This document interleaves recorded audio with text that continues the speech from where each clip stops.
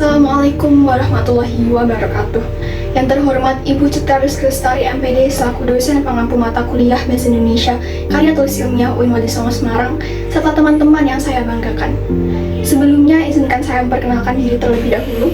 Nama saya Hilmia Solihah Santi, mahasiswi program studi Hukum Ekonomi Syariah dengan NIM 23020360008 dari kelas HES2A, yang pada kesempatan kali ini akan membawakan orasi ilmiah berjudul Realisasi Supremasi Hukum Ekonomi yang Berkeadilan di Indonesia.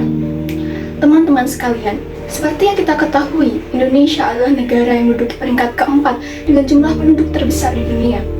Namun, jumlah penduduk yang besar saja tidak cukup untuk menjadikan Indonesia sebagai negara yang memiliki progres ekonomi yang baik.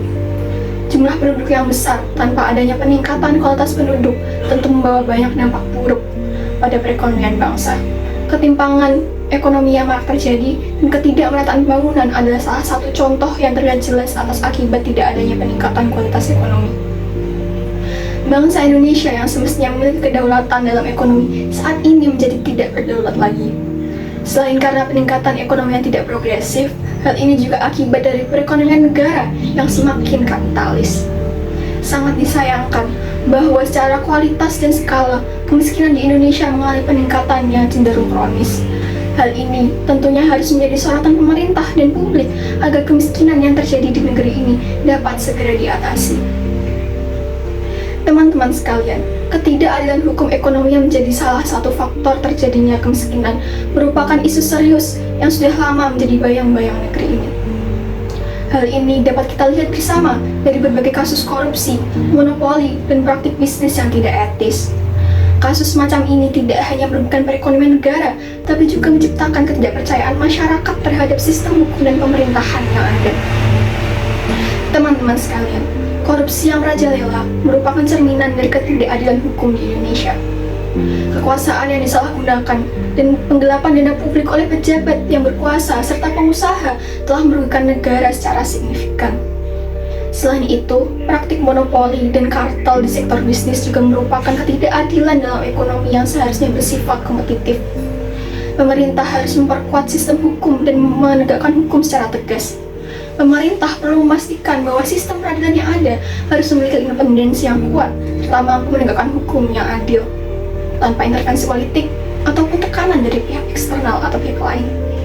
Pengadilan harus mampu memproses kasus-kasus korupsi, monopoli, dan pelanggaran hukum ekonomi lainnya dengan tepat, cepat, dan tegas, serta memberikan hukuman yang setimpal dan adil bagi para pelanggar hukum.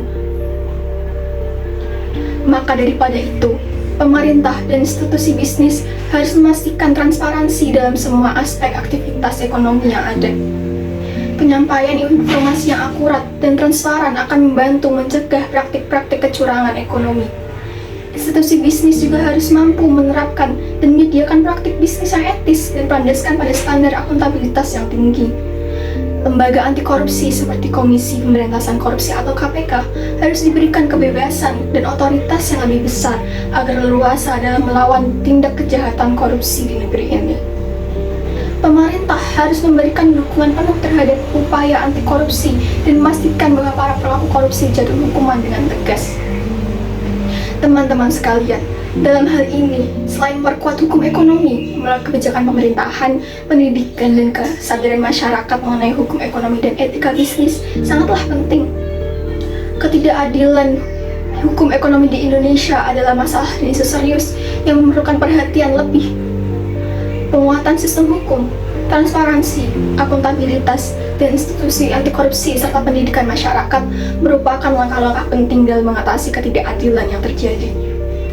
Maka dari itu, dalam menciptakan keadilan hukum ekonomi bangsa merupakan tanggung jawab bersama yang perlu kita jalankan. Dengan upaya bersama dari pemerintah, lembaga bisnis, dan setiap lapisan masyarakat, Indonesia akan mampu merealisasikan lingkungan ekonomi yang adil, transparan, dan berintegritas. Teman-teman sekalian, mungkin itu yang dapat saya sampaikan. Kurang lebihnya saya mohon maaf. Hidup bangsa Indonesia. Terima kasih. Wabillahi taufiq wal hidayah. Wassalamualaikum warahmatullahi wabarakatuh.